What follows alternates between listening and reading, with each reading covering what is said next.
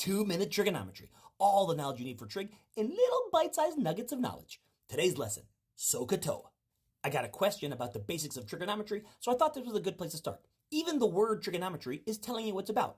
Tri, 3, gon, sided shape, metry, measure. So the measure of three-sided shapes, that's of course triangles. In particular, the ratios of the sides. And that's what sine, cosine, and tangent are describing. The ratio of sides of a right triangle. Let's draw one.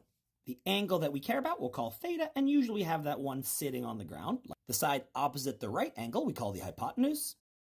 The side that's touching the angle we care about, that's not the hypotenuse, we call the adjacent side. And the side opposite the angle is called the opposite side. So sine, cosine, and tangent are the ratios of two of the three sides of the right triangle. Which ones? Well, we have the handy acronym SOHCAHTOA. What does this mean? So is telling us that sine of theta is O opposite over hypotenuse. Cosine is adjacent over hypotenuse. SOHCAHTOA, toa, so tangent of theta is opposite over adjacent. Let's take a look at an easy example, perhaps the most famous right triangle, the 3, 4, 5 right triangle. That's our angle there.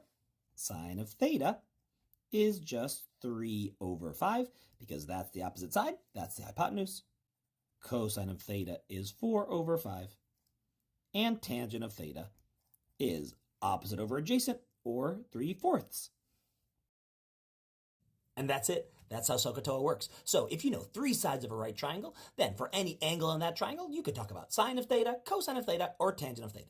And to be honest, even if you only know two of the three sides, you can use Pythagorean theorem to find the third side, and then again, you know sine of theta, cosine of theta, and tangent of theta. That's 2-minute trigonometry.